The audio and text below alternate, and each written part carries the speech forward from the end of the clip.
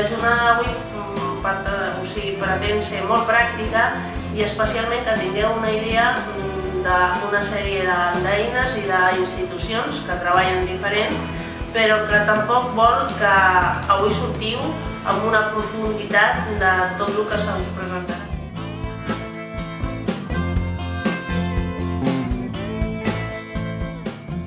No agrega ni dèficit ni endeutament als pressupostos de la Generalitat. I amb aquests diners que aconseguim del mercat el que fem és donar finançament a pimes i autònoms, que és el nostre objectiu.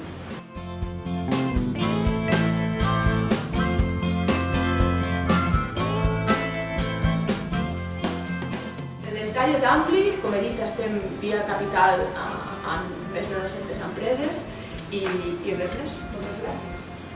Moltes gràcies, Irene. Què estem fent des de BCN? Des de BCN fins ara hem estat ajudant a crear empreses noves i ara estem plantejant també a poder ajudar empreses, principalment familiars, en el sentit d'intentar-les sostindre, perquè no té cap sentit anar creant noves empreses i que es vagin morir les que tenim, però també costa molt més crear empleo des d'aquest punt de vista.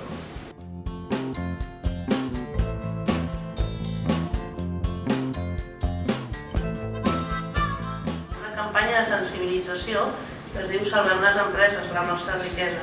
Catalunya pensem que no en té una altra, que la seva principal riquesa són les seves empreses i el seu teixit productiu.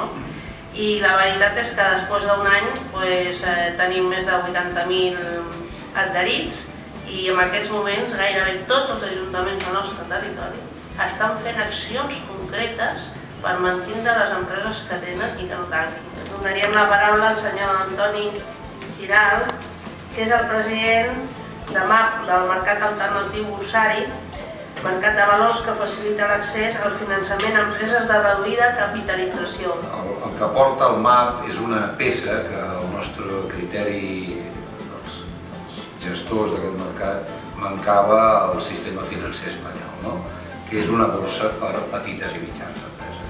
Bé, doncs aquí el Mercat Alternatiu Borsari no és més una alternativa que no és un invent, és a dir, un invent fet aquí a casa, sinó que fa molts anys que existeix en altres països. És que estem parlant d'un mercat de valors, d'una borsa, però feta a mida, o almenys és el que hem intentat, feta a mida de les petites i mitjanes empreses, que òbviament la seva configuració té poc a veure amb el que són les grans companyies. Per tant, hem intentat fer... És un mercat autorregulat, és a dir, les normes les hem fet els gestors, i en aquest sentit val a dir que si aquestes normes veiéssim en algun moment que no encaixen, les podríem canviar. És a dir, no passem perquè ens entenguem pel butlletí oficial de l'Estat, sinó que som nosaltres que posem les normes.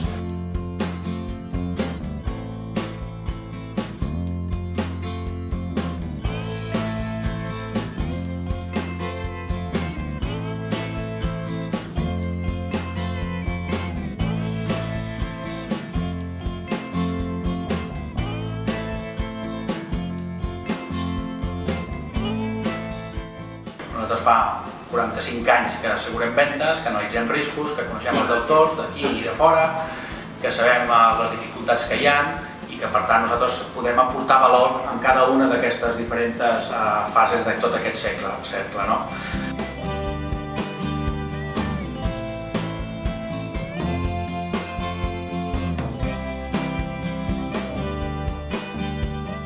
Carles Escolano, que és cofundador d'Arboribus, un sistema perquè les persones prestin diners a les empreses, especialment des d'un punt de vista pimes, no? Em sembla que és la vostra especialització.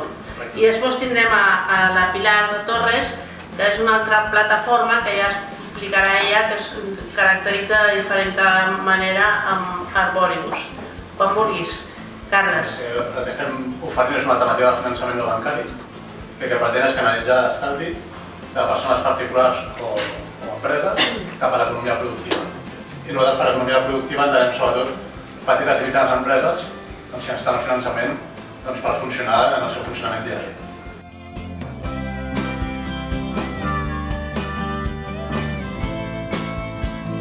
La vam crear a Puentis perquè vam veure que aquí hi havia una És una oportunitat. Espanya sempre ha sigut un país molt bancaritzat, però fins ara els bancs feien, jo penso que relativament bé la seva feina. Quan algú obria un negoci o algú volia posar una empresa, doncs trucaven al banc de la cantonada i aquest banc de la cantonada els hi donava finançament per fer les obres, etc. Ara això ja no és així, per tant vam pensar que això és una oportunitat. I la gràcia d'això és que és una font d'inversió nova, amb inversors nous. Per tant, estàs obrint una altra possibilitat per l'empresa.